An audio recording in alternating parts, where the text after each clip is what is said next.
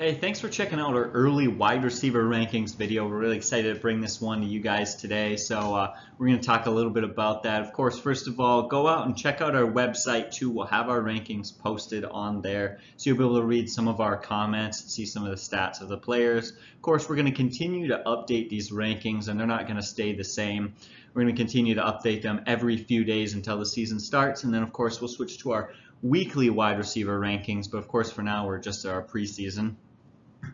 One of the things that we do when we rank is that it's really important. Remember, we do it by tier system, which is basically means that one guy might be ranked number 6 and one guy might be ranked number 7, but they have very similar value. You'd probably be fine taking any of the guys in a specific tier. That's just to help give everyone a more general idea in case things happen in the draft or whatever. But we'll talk a little bit more about that later. Is there anything you want to say before I keep talking and we get into the rankings? Yeah, we're not going to get too much in the tier system, but if you look at a video, how to overcome, we had one video last year, how to overcome a bad draft, or we talk about some of the things to consider when you're entering the draft. We talk about how you kind of really tier players and how understanding the tier that they're in will help you to better a better draft strategy, but we're not going to get into that too much today.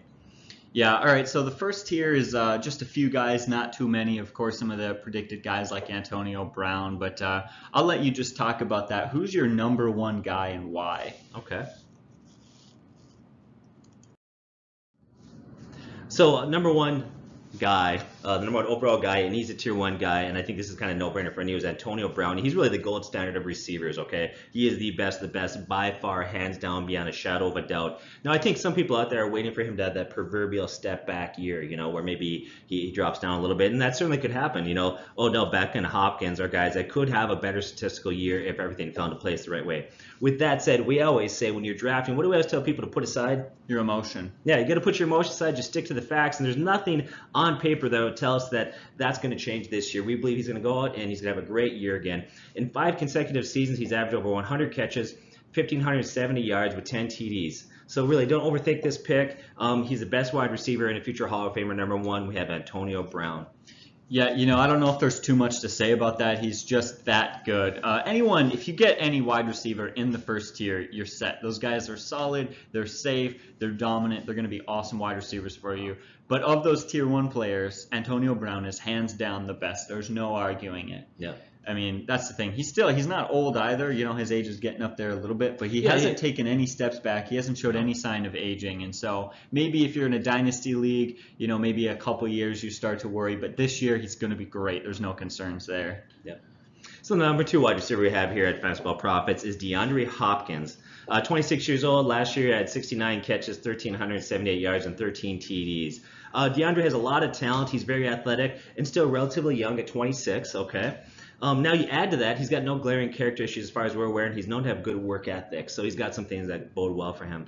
But I think he's better than many people realize. I think we need to break this down, so let's look at some statistics. Let's take a look at kind of the environment that he's been in the last couple years, okay?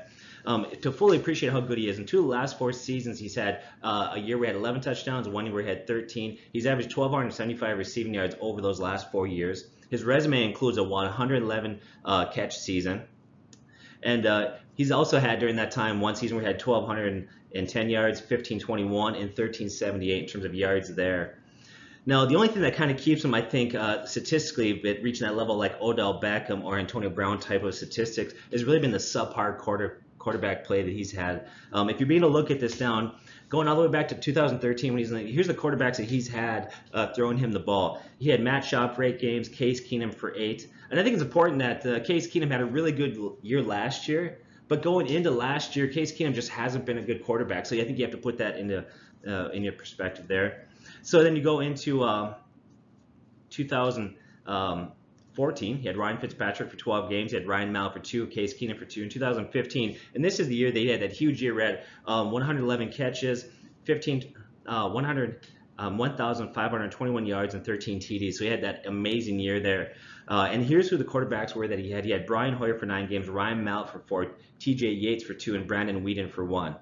Okay, so once again, another year we had no really quality quarterbacks here. In 2016, he had Brock Osweiler. That's all I need to say right there for 14 games, and Tom Savage for 2. In 2017, he had Tom Savage for 7. Deshaun Watson, which, by the way, I think we agree. Deshaun Watson feels a good quarterback. Oh, he's a great quarterback, yeah. But he only had him for 6 games. He had TJ Yates for 3. And so he's really shown us he needs just an average quarterback to have a great season. And I think he's going to get more than that this year. Now that Deshaun Watson's healthy, I think the two of them are going to have a great year. During the weeks that him and Watson were on the field together, he averaged 6 catches, 92 yards, and 1 TD. And that projects out over 16 games to be 96 catches, 1,472 yards, and 16 TDs. And I think those numbers could be even better, except for the fact that they're young and they're still building rapport. And so I think that he could do even better than that. With that said, I really like this guy. Any thoughts there? No, I couldn't agree more. I wish I still had him on my fantasy team. Just traded him away, but you have to do what you have to do or whatever. And yeah, he's so great, such a big wide receiver like that, just able to work with anyone. Excited to see what happens there, now that he's got a full season with a real quarterback under his belt. I also like that they have Will Fuller there, a good secondary wideout. Not great, but good enough that he's not going to take too much pressure. Yeah, we're going to get to Will Fuller later on. I think Will Fuller is actually underrated. I think he's a very quality receiver, and we'll get to him later on in our rankings, but that I think bodes well for him. So number 3 right now, we got Odell Beckham. Odell Beckham, 25 years old. Last year, of course, his season got cut short with injury. Probably the only thing bigger than his talent at this point might be his attitude and the drama that he brings, honestly. So I don't know where you are in terms of Odell Beckham, if you like him or you hate him. But the one thing that is undeniable, he's very, very talented, and he may have the best hands in the league. He might even have the best hands ever in terms of wide receivers. This guy's phenomenal. And so look at the first 4 seasons, right? And if you look at his per game statistical average and you project that over 16 games, the first 4 years, he averages 107 catches per year, 1,506 yards, and 13 TDs. He's been amazing. He's still young at 25.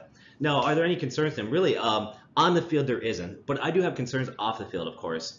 It's led to trade talks. Now the team did trade him, but at one point they talked about trading him. New coach Sherman has said he's made it clear that he's got no time for distraction. So I don't know how well those two are going to gel if Odell Beckham gets into some of his issues, especially even sometimes not on the field. We've seen the last couple of years where he's on the sidelines having fits, things like that, and that can be very distracting.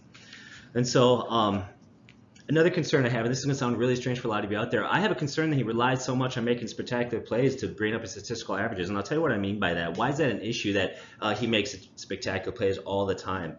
Well, it's hard to maintain that sort of production when you have to go over the middle, you're in traffic, you're getting hit, you're going up, you're coming down, taking a lot of the hits that he's taking. It's hard for your body to maintain that long term. So let's compare him to a guy like Antonio Brown. Now, Antonio Brown makes a lot of great catches, right? But Antonio Brown runs great routes and gets separation. Mm-hmm. And so his statistics, Antonio Brown's, aren't contingent only on the fact he's got to go down, fight 2 defenders for the ball all the time, do things like that, make the one-handed catch. Antonio Brown, once again, makes great catches, but he also gets separation, runs great routes. So I really need to see that in his game long term. I think he's going to maintain those stats. But once again, it's undeniable. No matter what you may think about Odell Beckham, he's very talented. When he's on the field, he produces. He's our number 3 guy. Any thoughts on Odell? Yeah, I couldn't agree more. Unbelievably talented. I guess my only 2 concerns, one are he is a bit smaller of a wide receiver, and we saw last year he got hurt. That's always just a fear for me with smaller wideouts is, are they going to get hurt? Are they going to stay healthy? That's a concern that we've looked at for a few years. It has been a terrible issue in his career, so I wouldn't really take into account drafting him. But if he continues to have injury issues, then that definitely gets to be a bigger concern. The other one might just be, can he be the 3rd overall fantasy receiver with that many weapons there? You bring Saquon Barkley and you can catch out of the backfield. You have the Ingram at tight end. You've got Sterling Shepard. I mean, the question is, how many touchdowns, how many yards can he get with all those weapons around? You can only spread the ball around so much in an offense. Yeah, I think that's an excellent point. That's a lot of mouths to feed. Berkeley, I love the guy. Evan Ingram is a very, very talented young tight end. He's got a huge ceiling. And Shepard is underrated. So I agree with you. That might hurt his value a little bit. But the good side of that, though, is that might prevent teams from always doubling up or sliding a safety over. But ultimately, in the end, I think you're right. That might hurt some of his targets this year. Yeah, I think what we'll probably see with Odell Beckham is that most of his touchdowns would be long breakaway touchdowns. Would be 60 yards on a slant route or whatever, because once they get in there, once they get into the red zone and once they get close to the goal line, they'll either run it with Saquon Barkley, throw it to Saquon Barkley, throw it to their tight end, or throw it to their secondary receiver who's getting less attention. So I wouldn't be surprised if that's where he gets a lot. However, he's just so talented, and he does get those. You're talking about those spectacular plays. Like last year before he got hurt, or the year before, excuse me, a lot of his touchdowns where he'd run a slant route. He was just too fast. He'd just catch it and boom, he'd be gone. Yeah. With that said, we could pick this guy apart. We could split hairs over some of these things. But the bottom line, just like Antonio Brown, really don't overthink this guy. If he's out there, you got to grab him. Yeah, exactly. I mean, when you look at everyone else who we've rated just behind him, I still hands down trust him more than all of the guys after him. So Yeah.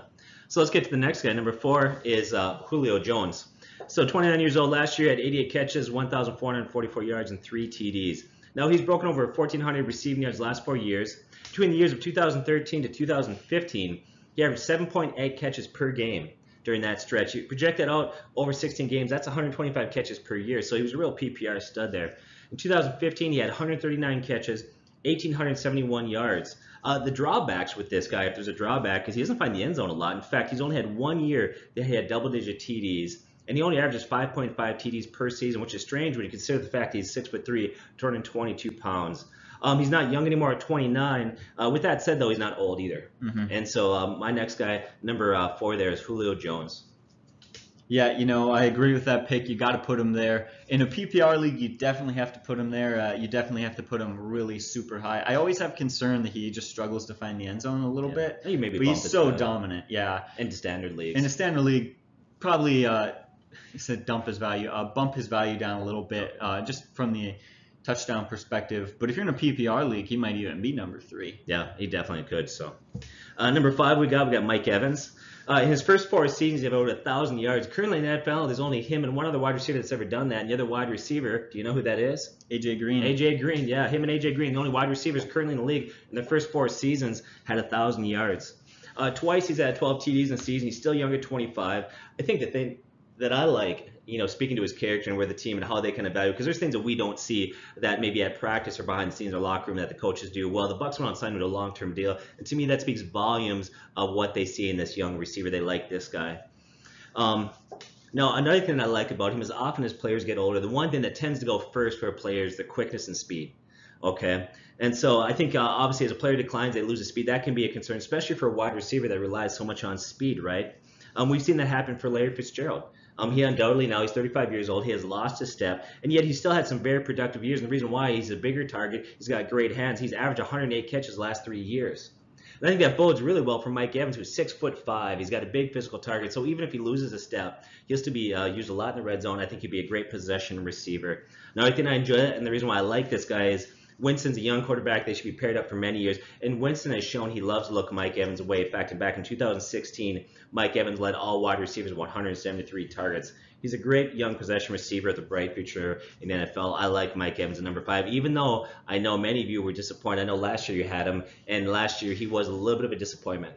Yeah, it's hard for me to speak objectively, but he kind of burned me last year. Didn't have quite the year I was expecting. But you're absolutely right. I like what you said about Jameis Winston. Probably throws the ball to Mike Evans, probably to a detriment of the team, because sometimes he'll just toss it up there when Mike Evans isn't even open. Yeah, and I think that's what hurt him last year was the injuries to Jameis Winston. Oh, yeah, exactly. When you don't have your quarterback that loves to throw you the ball, what are you going to do, So who you got next? So number 6, I got Michael Thomas of New Orleans. Thomas is also young at 25, and he benefits from having Hall of Famer Drew Brees throwing him the ball. There's no way to get around. He's talented at 6'3". He's got good size. As a rookie, had 92 catches. That's a great rookie season. He followed up last year with 104 catches. He's averaged 1,191 receiving yards the last 2 years in the league. Now, last year he started a little bit slower. For whatever reason, coming out of the gate, he was a little bit quiet. We did tell a lot of you out there, if you watch our video, stick with this guy. He's going to turn it around. We hope you followed our advice because he did. Second half, he definitely got hotter. In fact, in the second half, he averaged 92 receiving yards per game, and that projects out to be 1,472 yards in a season. I also like the fact that they have a stellar running game. Yeah. I think you have Kamara and Ingram there, and that's going to make sure he's not going to see a lot of double teams because people in defense are going to be worried about that running game so much. So he also had 5 touchdowns in the second half of last year, and I think that's important. He did have a dip in his touchdowns from his rookie year to his second year, but all 5 of his touchdowns came in the second half. So. Yeah, I don't know if there's really anything to say about that except Drew Brees. You got a quarterback like that, and you're the number 1 wideout, you're going to have a good year. Yeah, and a lot of people were concerned. Last year, Drew Brees took a step back in his touchdown totals, but a lot of that was the running game. If you look at it, Drew Brees really didn't miss a beat. He had, I think it was about 4,600 passing yards, and he had a quarterback rating of over 100. That's the 3rd consecutive year he's done that. So the only reason why he saw a dip in his passing touchdowns, I think, is clearly because of the running game. With that said, I think Drew Brees still got a couple good years left in him. Yeah. So number 7, we got AJ Green. AJ Green, 30 years old. You just said it before we get into this, but it's too bad. What? I was just telling him earlier, it's too bad he's on the team he's on. I'd like to see what he could do in a better offense with a better quarterback. I'll let you talk a little bit more about that, but man, it's interesting. Just leaves me wondering to see what he could do. Yeah, there's another guy like that, and we won't get into it right now, but Larry Fitzgerald, if you look, he had some years there, some lean years, right, some tough QBs, and he's still having a phenomenal career, but at the end of his career, he's a guy that will look back probably like A.J. Green and think, boy, what if he had been on a better team? With that said, A.J. Green is a future Hall of Famer. He has over 1,000 yards every year he's been in the league except 2016. That year he got injured and missed the last 6 games. But that year they got injured, he was actually on pace to have his best statistical season. He was projected to get 105 catches and 1,542 yards. He's a guy that finds the end zone. In fact, in 3 seasons, he's had double-digit TDs, so he can get in the end zone. He's another receiver with great size at 6'4". Any concerns I have is exactly what you said. My only concern for him is Andy Dalton. So now they did get a new offensive coordinator. Maybe the offensive coordinator can bring some consistency to an offense that has been inconsistent for the last few years. Yeah, exactly. Also, one thing that we talked about, you talked about in the running back videos, we're expecting that Joe Mixon's going to have a better year. And if that running game picks up, then hopefully that passing game can too. That might help a little bit. Yeah, that would be a huge bonus. So let's hope he does. So number 8 we have is Davante Adams for the Packers.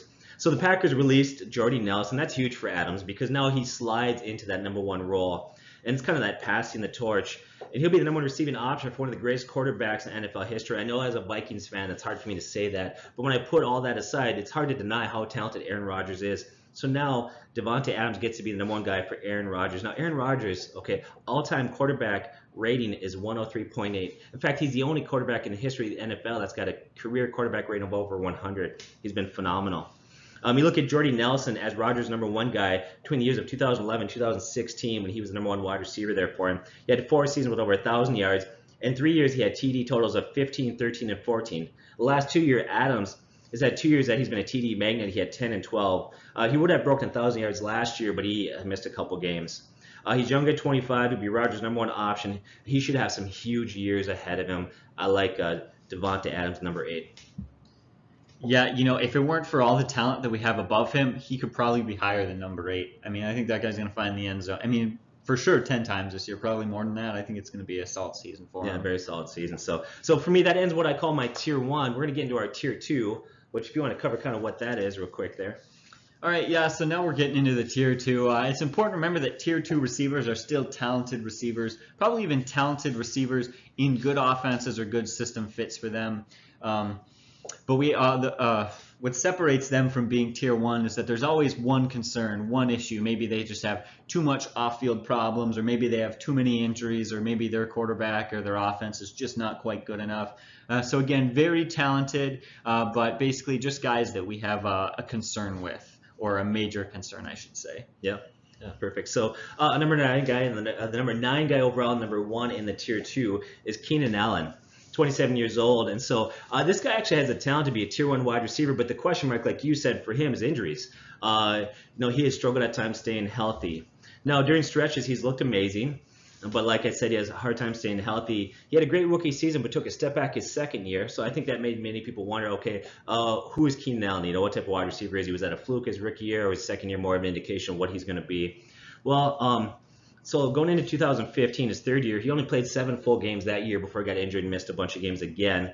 But he was on pace in his first 7 games to finish with 142 catches, 1,577 yards, and 7 TDs. So that's 7 games. He was looking great. Comes back in 2016. Now, he only played 1 game that year, got injured again, missed the other 15 games. But in the first half of that game, he already had 6 catches for 63 yards, so he was looking good there. Before he ended the season. Now, last year, he rebounded very well. He finished a full season, finally got 102 catches, 1,393 yards, and 6 TDs. His strength is as a possession receiver. He's got up value in PPR value, a little bit lower value in standard leagues. He's got good size, 6'2". He's young. He's only 26. He's going to be 27 during the actual season. But he started his 6th NFL season, so he's been around for a while. He's a pick that I would say is a high risk, high reward. Yeah, exactly. I don't know if I have too much to say about that. High risk, high reward. If he stays on the field, he's going to dominate. The question is if he's going to stay on the field. But I'm excited to see you're going to talk about your next guy, number 10. Yeah, number 10, I'm big on this guy. I probably have him ranked a lot higher than most, but I'll tell you why in a second. But number 10, I got Josh Gordon. Only 27 years old, which is funny because it feels like he's been around forever. Now, he's another guy that has tier 1 talent. In fact, this guy has a talent to be top 5, but his off-the-field issues. Can he stay clean? Can he stay on the field? His troubled past makes him uncertain. Now, like I said, he's only 27, it feels like he's been around for a while, but he's got many prime years left in the NFL. If you go back to 2013, he only played 14 games that year. He was 22 years old that year. He had 87 catches, 1,646 yards, and 9 TDs, and once again, only 14 games. He was on pace to have over 1,800 yards that year. What also makes that amazing, if you know who his quarterback was, that year that he had that great year, he had Jason Campbell and Brandon Whedon at quarterback. That just tells you how good this guy is, okay? Now, everyone wondered last year coming back, is he going to be able to regain his form? Does he have the talent? Is he washed up? These some of the question marks that we had.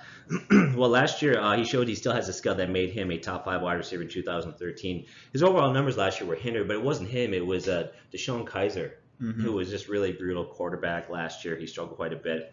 Now, at 6'4", 222 pounds, besides his behavior issues, he has all the skills to be a great wide receiver. He really doesn't have any weaknesses in his games.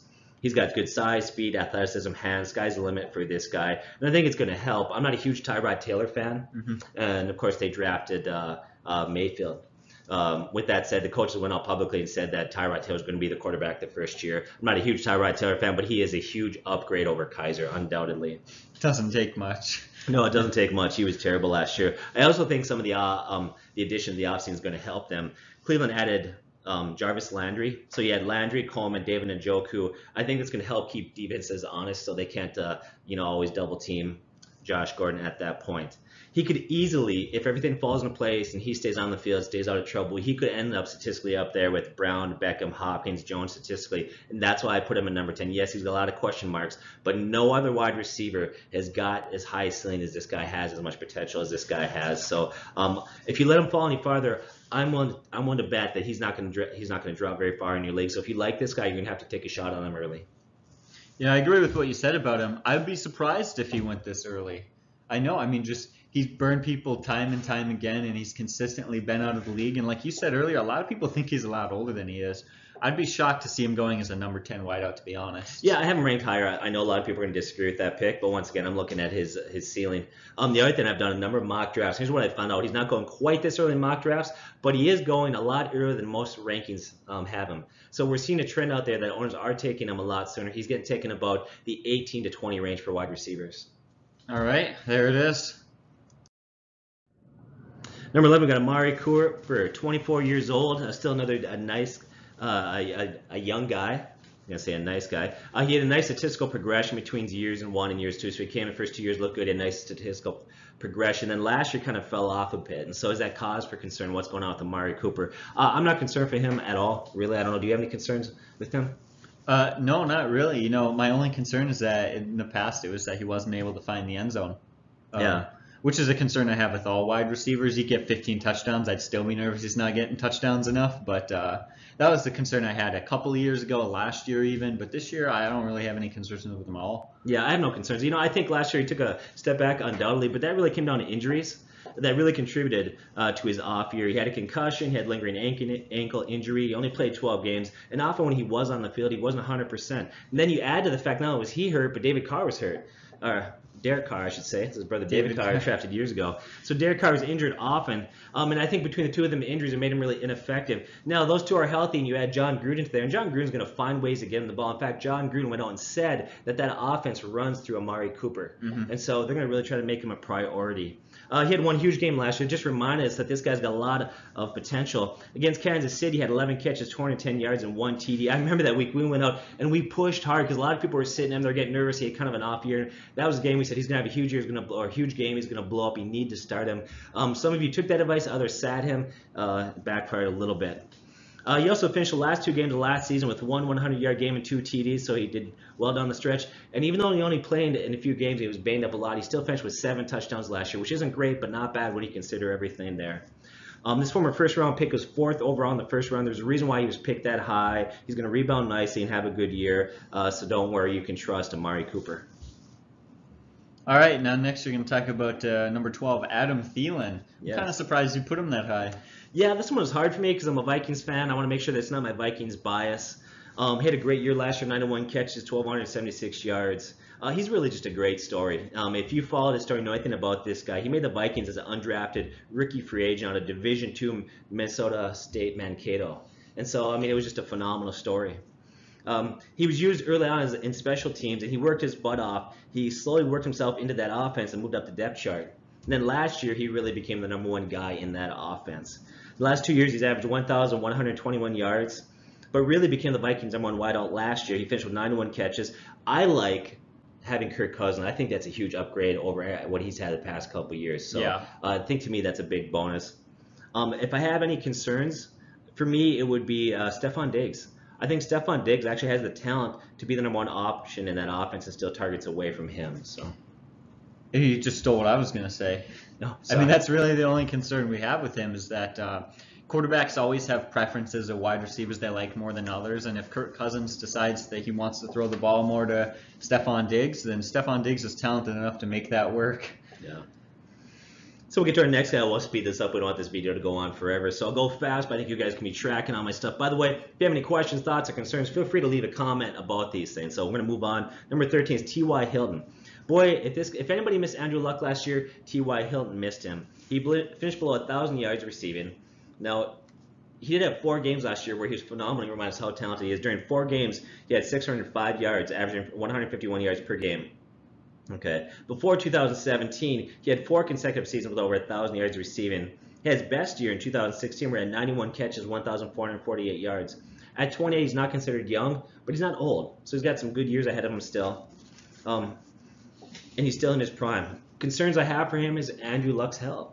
As of now, the coach has said he hasn't begun to throw football yet. So, this is kind of what we heard last year, except last year they said, no, he'll be fine, he's going to play. And, of course, as we know, he didn't play. So right now, that's the big red flag. If Andrew Luck doesn't come back this year, you got to drop him quite a bit in your rankings. Oh, yeah, definitely. Number 14, we got Demaryius Thomas. Demaryius Thomas is 30 years old. He's not young anymore, but 30 is not old. I mean, you look at Larry Fitzgerald at 34 last year, had a really good year. Thomas has had 5 seasons with over 1,000 yards. Now, last year he just missed that mark, ended up with 949 yards. He's had seasons where he had 10, 11, and 14 touchdowns. And his numbers took a hit when Peyton Manning retired. So a lot of people said, oh, his numbers were a product of Peyton Manning. And undoubtedly, Peyton Manning was huge. But I think the reason why his numbers really took a dip is not so much that Peyton Manning retired, but those that took over were bad quarterbacks. Brutal, actually. It was just kind of ugly. It was. I mean, the guys that took over for him, Brock Osweiler, Trevor Siemian, and Lynch. And so I think what bodes well for him now is the quarterback he's going to have.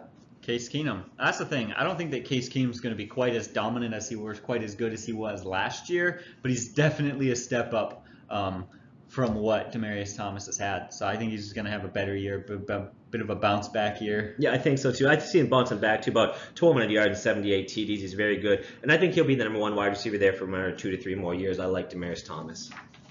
Number 15 is Tyreek Hill, and so 24 years old, he's 5'10" speedster. Now, as a rookie, he was really advertised as kind of a gimmick or a gadget player, kind of that Swiss Army type of guy, Swiss Army knife type player, easy for me to say. He can run the ball. This is kind of what the take was on as a rookie. He can run the ball, he can return kicks, play wideout, but he won't be a great wideout, but his overall impact will be felt in the game, right? Well into his rookie year, it became clear that he was a legitimate number 1, number 2 wide receiver, that he could really take that role and do it very well. So his second year, he kind of moved into that with new expectations and became the 1 wideout in that team. And he had a very good year second year. He finished with 75 catches, 1,183 yards, 7 TDs in 15 games. Now, I think the addition of Sammy Watkins will hopefully help alleviate some of that pressure. It should prevent safeties from cheating over too much. I think he'd be a solid complement to Hill. Now, Alex Smith is gone. The downside of that is you're losing a veteran quarterback that was very solid. But if you look at Alex Smith's career, he's the type of guy that liked to dink and duck the ball here and there, throw high percentage throws. We'll see what kind of impact Pat Mahomes is having take over. Pat Mahomes is a rookie. He's going to have his rookie struggles undoubtedly. But he's a little more mobile than Alex Smith, and his ability to buy time might bode well for a speedster. Look at the impact that Watson had on Fuller, 7 touchdowns in 4 games. So we'll see what happens there.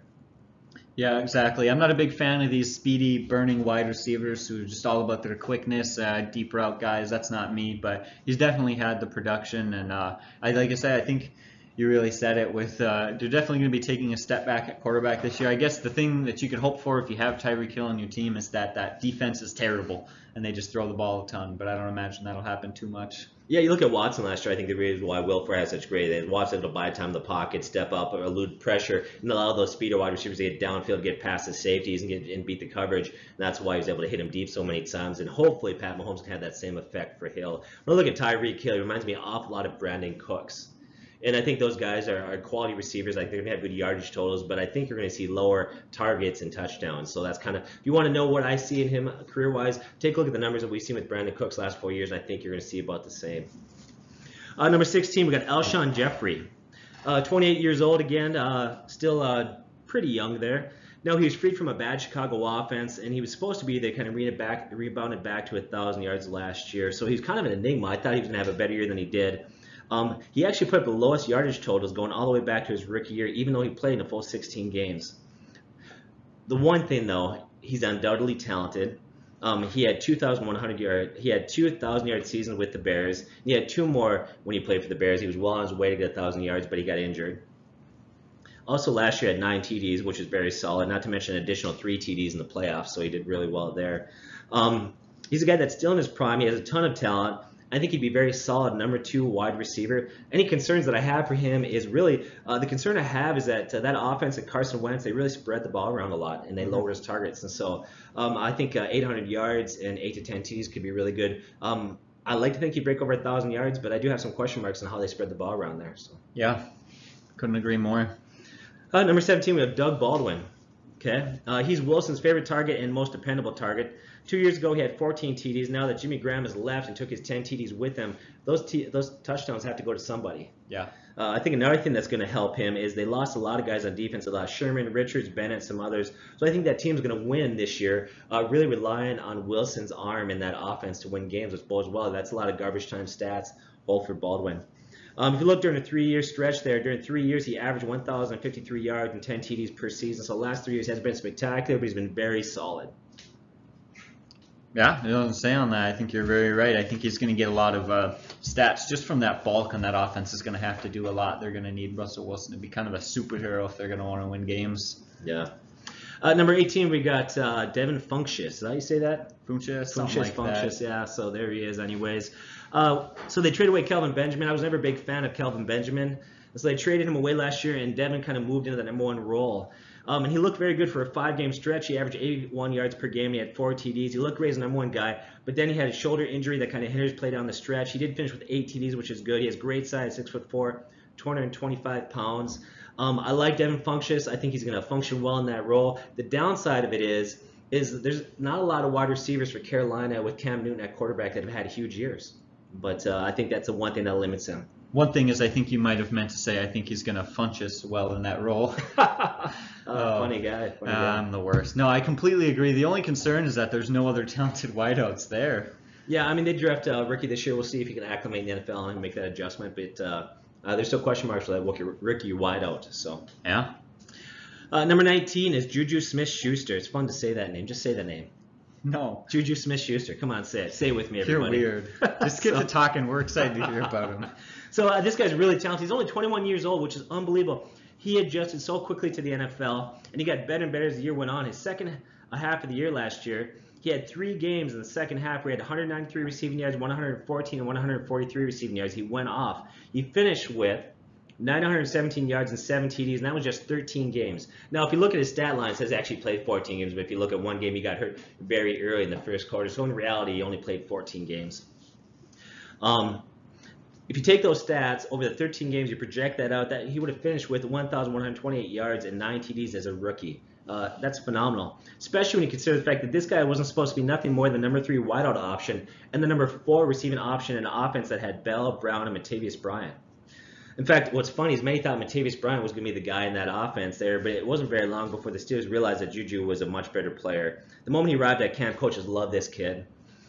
What's beautiful for me, that he's had Antonio Brown there. And so defense, if you're game planning, you're not going to worry about Juju Smith. You're going to focus on shutting down Antonio Brown in that passing game. I think he's going to see a lot of one-on-one coverages.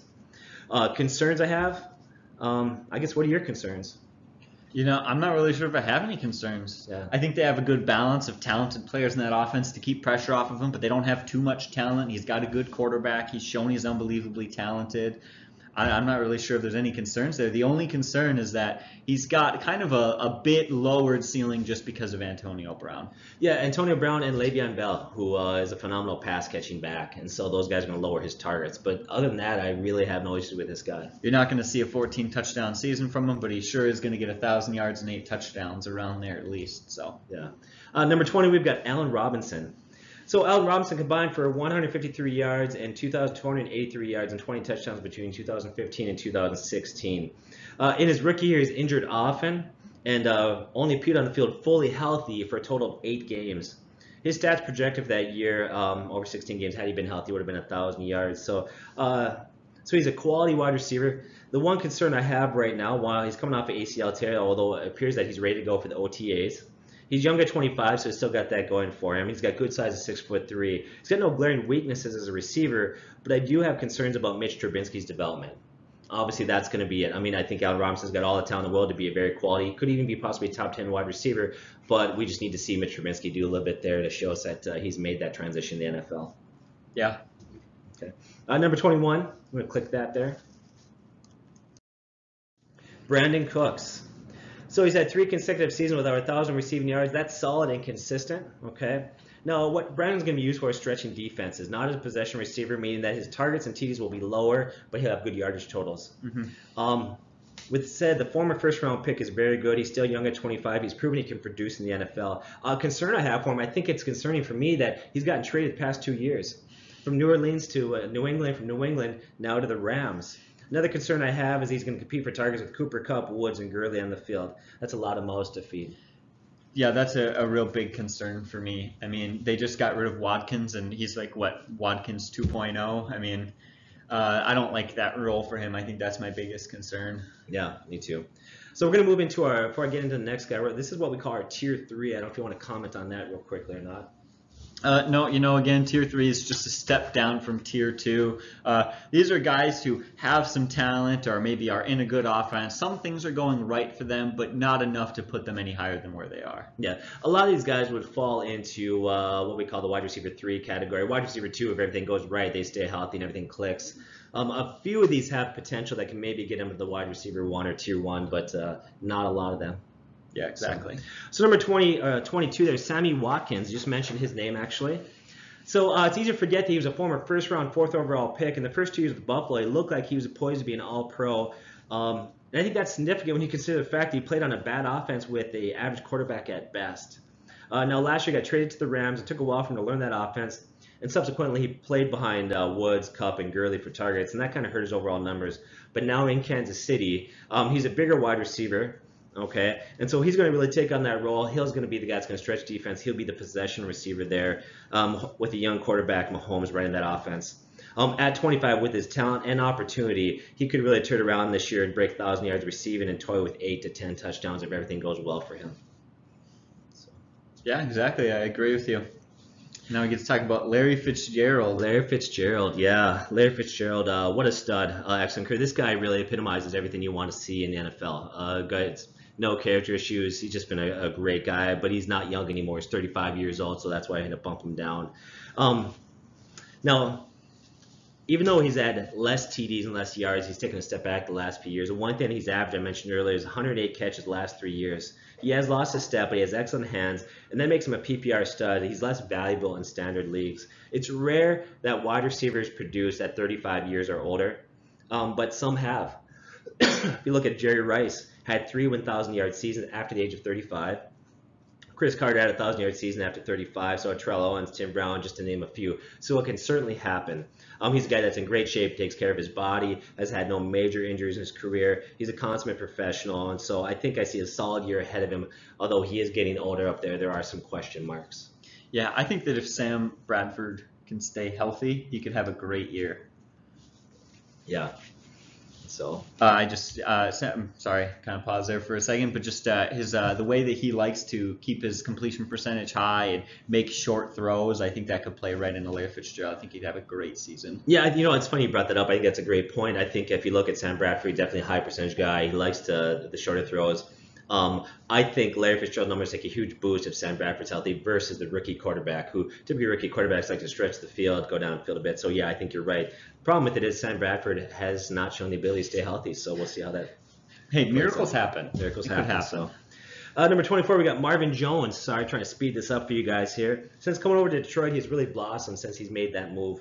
Stafford and him have gained rapport last year. He eclipsed 1,000 yards last year and had 9 touchdowns. And really, I don't see any reason for that trend to stop. He's not old. He's only 28, even though he's been in the league quite a while.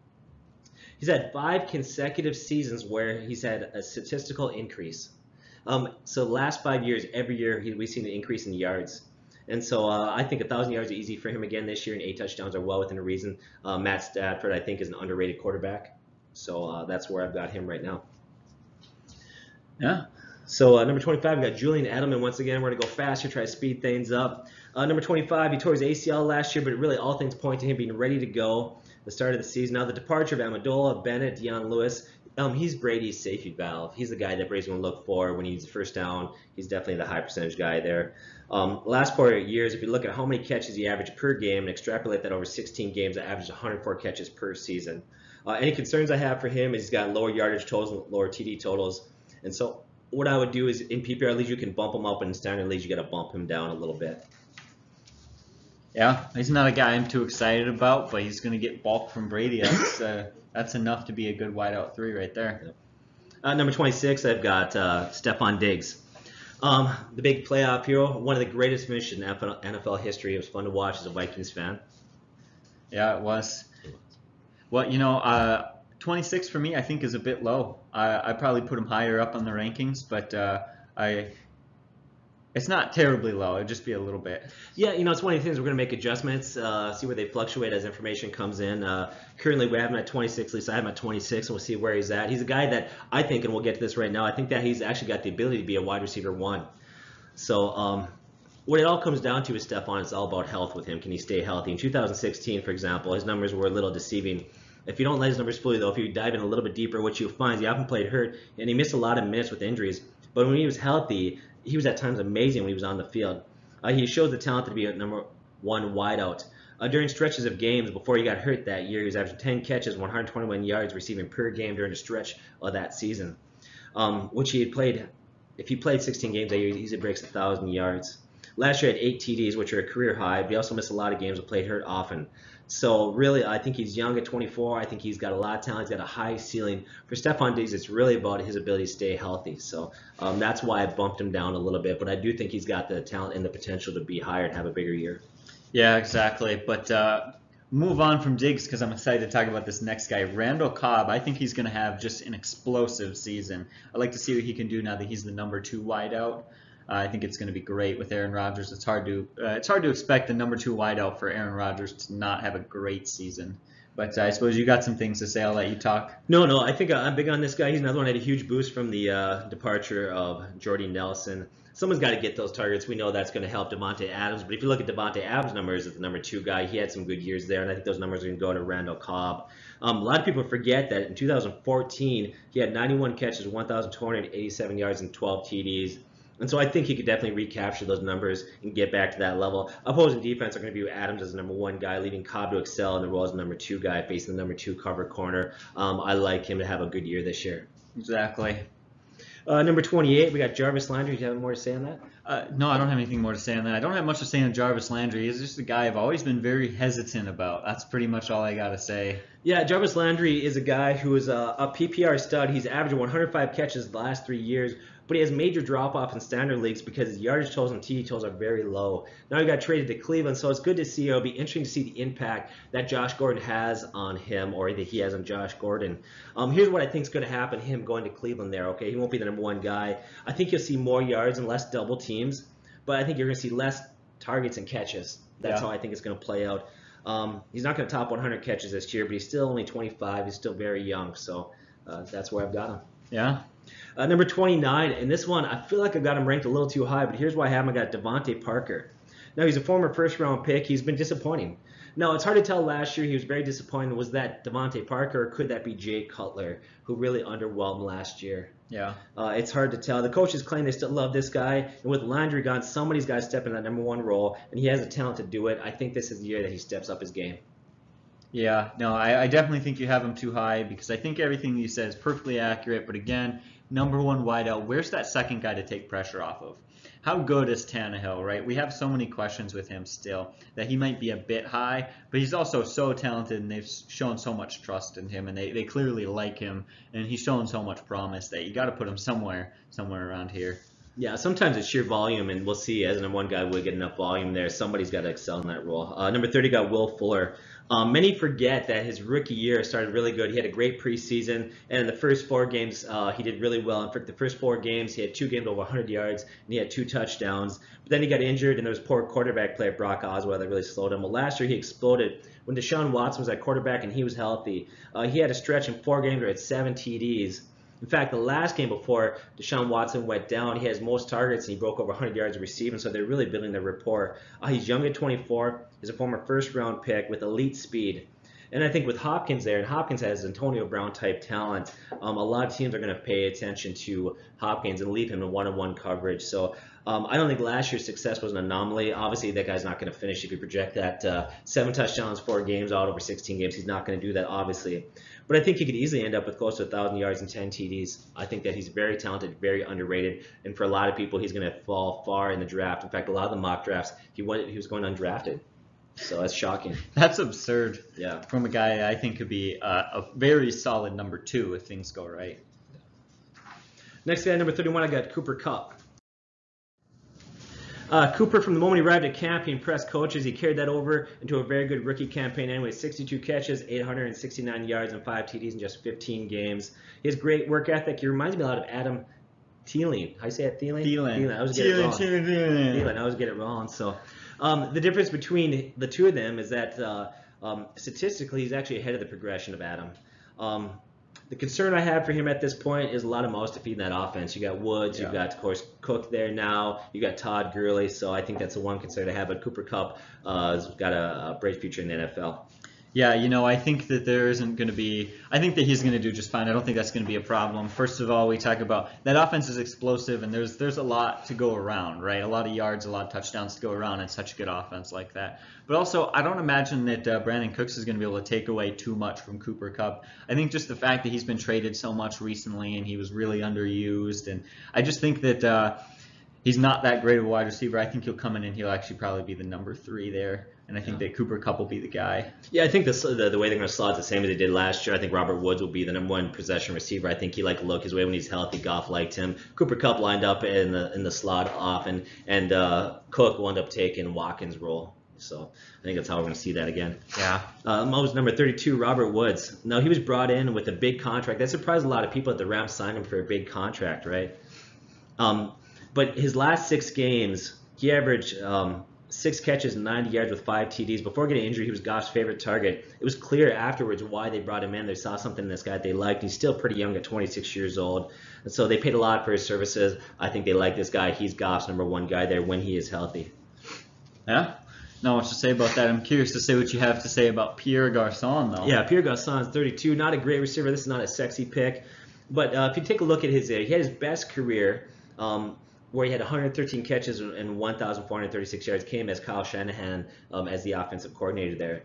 Last year he was doing well. He was on pace for 80 catches, 1,000 yards, but got hurt. And most of those stats came without Jimmy Garoppolo at quarterback. So he's not an exciting pick, but I think he's going to be the number 1 guy there, and I think he's going to have a decent year. So. All right, what about your next guy, Robbie Anderson? He was interesting. He was so good, so explosive, and then he just fell off. Yeah, Robbie Anderson is a guy that if you want to roll the dice with this guy, you could get yourself a huge steer. He looked great at times last year. During a 6-game stretch, he had 3 100-yard games plus 6 touchdowns. He was on the verge of becoming a legitimate number 1 wideout, but he's had a very tumultuous offseason. He's been in trouble with the law, and he's had some major red flags in terms of his off-the-field conduct and so forth. That's why I dropped him down so far. Yeah? You want to take the chances on this guy? I don't know. I have him in a keeper league, and I'm deciding I'm kind of torn. He could be so good, but also he could be so bad with that lacking of quarterback situation there. Yeah, he's a guy that could be a huge steal or might even get cut before the season even starts. You just don't know with him. So. Yeah, exactly. All right, what about Dez Bryant? This would be interesting. So right now, Dez Bryant's a free agent, but he's going to get signed inevitably. It sounds to me like he's asking for a lot of money that teams aren't willing to pay, but I think eventually he's going to get signed. He's 29 years old. The last 4 seasons, really, it's been 4 years since he's been good. Okay. With that said, during 2012 to 2014, he was great. There was actually a time where he was considered a top 3 wide receiver. During those 3 years, he had 3 consecutive years of 1,000 yards and averaged 14 touchdowns per season. So the guy was on fire. At 29, there's still time for him to turn things around. At this point, though, nothing indicates to me that he's going to become a top 20 wide receiver. But he's talented enough and he's got enough potential that you can't ignore him. So it will be interesting to see where he signs. That will determine where he fluctuates in terms of our rankings. So. All right. Yeah, so now you're going to – I agree with you. Don't really have too much to say about that. It really depends on where he signs and where we place him. So time will tell, right? We'll watch and see. But we'll let you know. We'll update these things. Number 36, we got Golden Tate. What you see is what you get with this guy. He's consistent. He's safe. He's a PPR stud. He has a high floor but a very low ceiling. Yeah. That's all I can really say about him.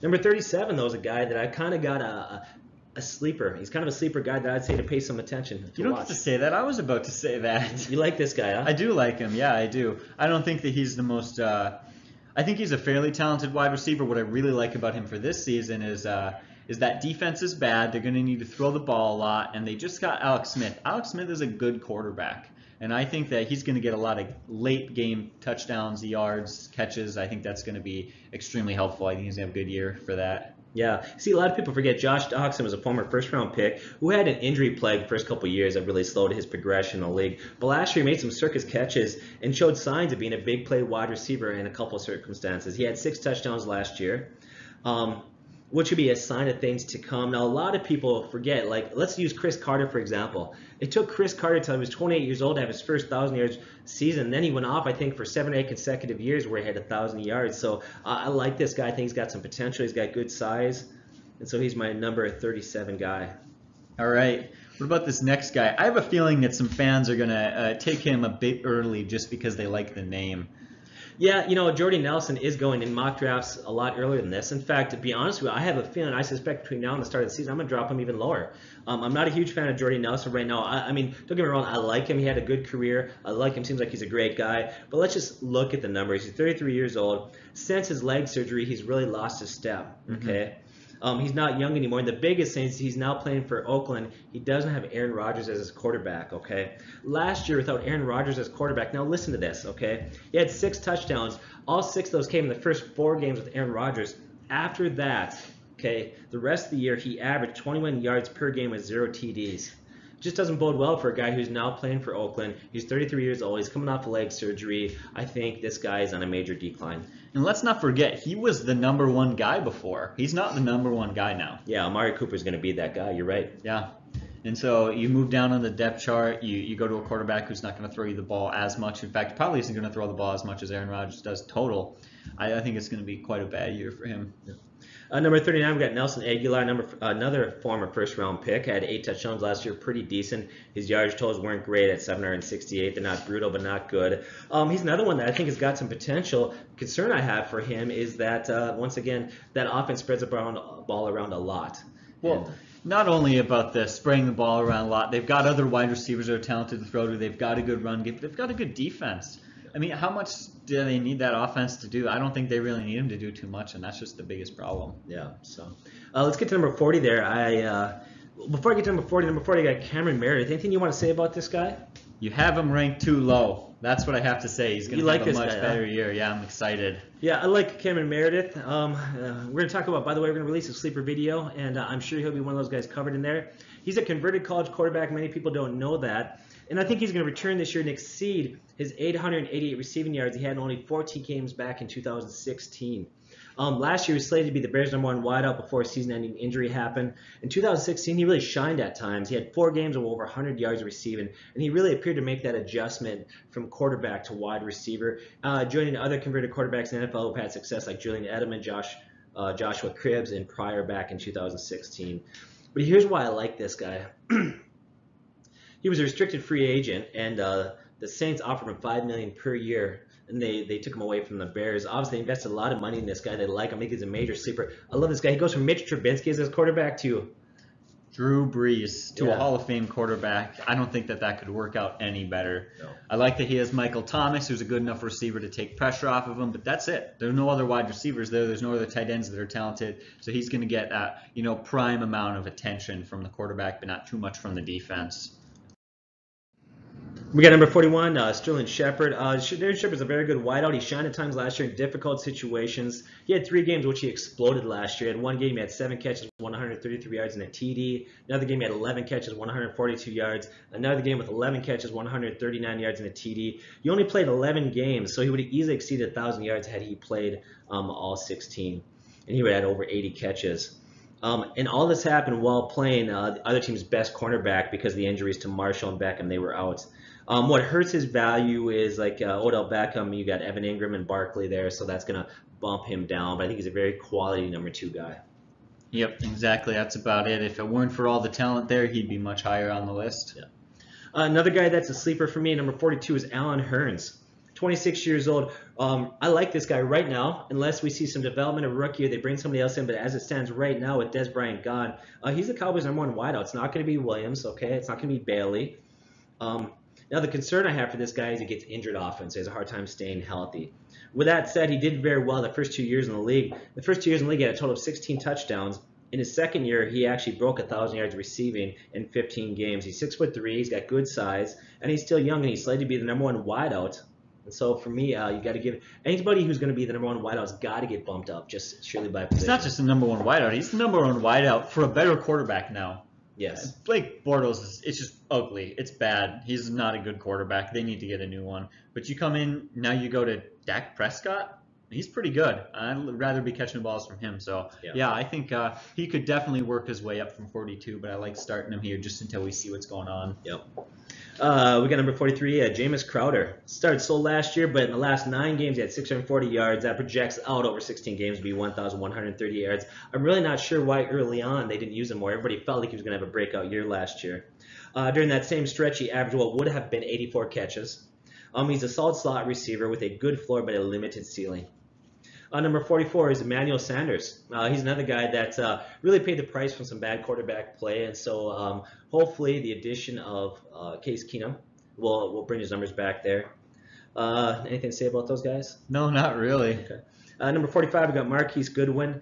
In the last 8 games, he averaged 77 yards per game. He's a speedster. He's going to be a guy that's going to be hit or miss.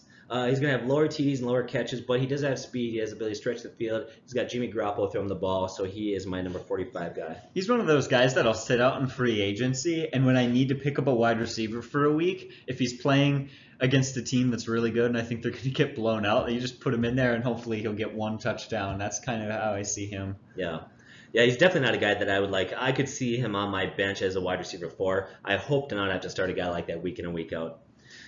So number 46 is going to begin our Tier 4. Any comments on the Tier 4 guys? No, not really. These are guys that only on the bench or wait and watch them in free agency, really, to be quite honest. That's their role. Some of these guys a lot of them are going to be a lot younger, and so some of these guys are going to take off this year. And we're going to try to find out which one those guys are. It's pretty early, and we haven't seen enough from like the next guy we're going to talk about, Calvin Ridley. We just haven't seen enough to rank him any higher to expect him to be any better. But they're kind of just down here because we don't expect him to be that great right now. Yeah, some of these guys will develop into starting wide receivers. They'll fall into that wide receiver 1, 2, or 3 category eventually. But right now, none of these guys would I want on my team as my starting wide receiver 1, 2, or 3. I wouldn't mind as a starting wide receiver 4 on my bench. I'm a guy that likes I like to play close to the vest. I want guys I can trust. Number 46, we have Calvin Ridley, rookie, 6'1", 189 pounds, not bad height. He's not big, but his size is really typical or similar to like Antonio Brown and Beckham. He was ranked by many people, many experts going into the draft, to be the most polished and complete wide receiver coming out of college. He's going to be in a great position because Julio Jones is going to get a lot of that attention. And he's got a veteran quarterback in Ryan there, so that's going to help. Yeah, that's about it to say from him. We're just going to keep watching and seeing how he develops. Yeah. Number 47, we got Tyler Lockett. Now, Richardson departed. That's going to bode well for Lockett, I think, this year. Some of those targets are going to go his way. He had a really good rookie campaign where he looked like this guy had a ton of talent, sky's the limit. He's been quiet the last couple of years, but he's got a lot of potential, and the Seahawks really need him to have a breakout year this year. So, 48, I got Kevin Stills. Number 49 is Calvin Benjamin. I'm not a big Calvin Benjamin fan. For years, if you read my rankings, if you look, we said I was a guy that said stay away from him. I think he's okay, but he's not great. People were jacked up on this guy. Even after the trade last year, people thought he was going to explode in Buffalo. We said stay away. With that said, you can't totally ignore him because as of now, he's the number one wide receiver for Buffalo. Big thing, he's had a hard time is staying in good shape. A year in a year out in the offseason, he has weight issues. It's a major issue for him, so we'll have to watch his progress. The final guy that I'm going to say anything about, probably say too much about, is Corey Davis. He's a guy who's young, he's talented, he's also buried on the depth chart, and that's really what the problem is right now. I'd be curious to see if some injuries happen, if he gets traded or something happens. I think years down the road, a couple years from now, next year or whatever, he could be a great wide receiver, but the situation is just not there for him. Yeah. Remember, Corey Davis, former first-round picks, got a lot of talent, but had a quiet first year. We'll see how he progresses in the offseason. We'll make adjustments once again as we see new information come in. So let's get into the next group. Go really faster. Number 51 is Keenan Cole. I actually like Keenan Cole. I think he's got a lot of potential. The problem with it is they got a number of guys there. Look like D.D. Westbrook, and then you've got Marquise Lee, and then you have signed a guy, D.D. Chark, who actually, Ricky, I love this guy. And so who's going to rise to the top there? We'll see. I think Keenan Cole is definitely a guy that could do that. But at this point, he definitely has shown enough to trust him. And then, of course, you add in the bad quarterback play of Blake Bortles. That's a team, let's be honest, they're going to win on playing defense and running the ball. That's just going to be their formula for success. Yeah, exactly. There's not too much to say about them. There's a couple of guys scattered throughout there that I like what you said about DJ Chark, who could have really good, who could develop, but you're just they're what we would call sleepers, and we're just gonna have to sit on them and watch and see. We're gonna keep putting out videos, of course, and keep updating you as we think we're getting a better, more accurate idea of what some of these young guys are gonna be able to do, though. Then we got, let's see who else we got here. We got DJ Moore, 6 foot, 210 pounds. His size and style player very similar to Anquan Boldin back when he played. He's in decent position to succeed playing for Carolina. Concern I have for him there right now is that Cam and that offense haven't produced great fantasy numbers for receivers, and he's the number 2 guy. 53 is Anthony Miller for Chicago, 5'11", 201 pounds. He's not going to be ahead of Allen Robinson on that team.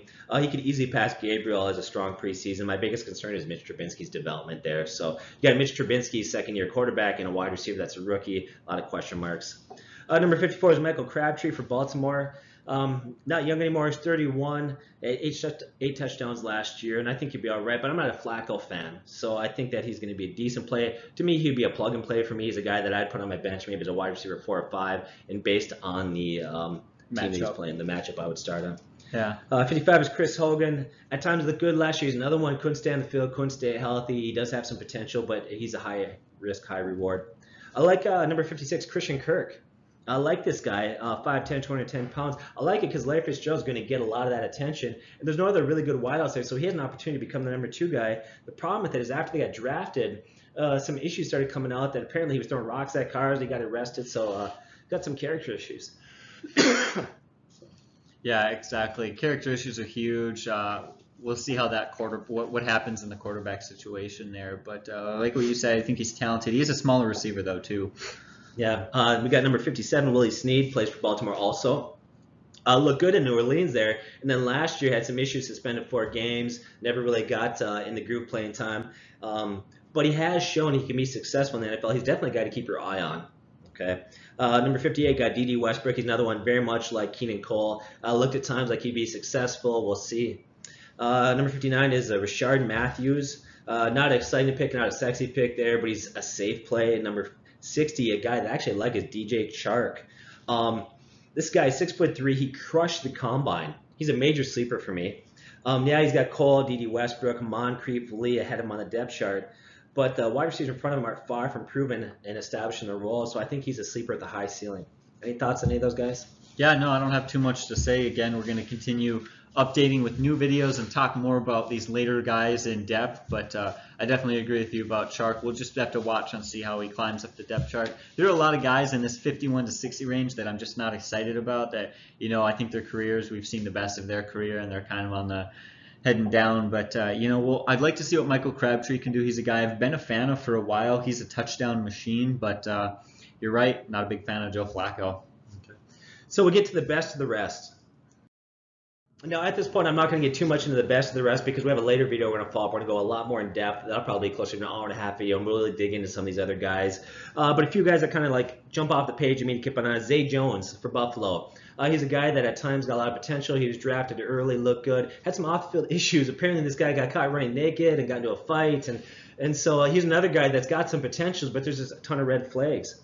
I think about Kenny Galladay. I think he's a guy that I like a lot. I think last year he looked really good. He's got a high ceiling, but he does have Marvin Jones. He's got Golden Tate ahead of him, but he's definitely a guy I'm going to keep an eye on. So there's a number of guys in here, but most of these guys that fall into this are what we call plug-and plays or situational plays based on matchup. And so we're not going to get too much into them at this point. So why don't we wrap up the video with our final slide?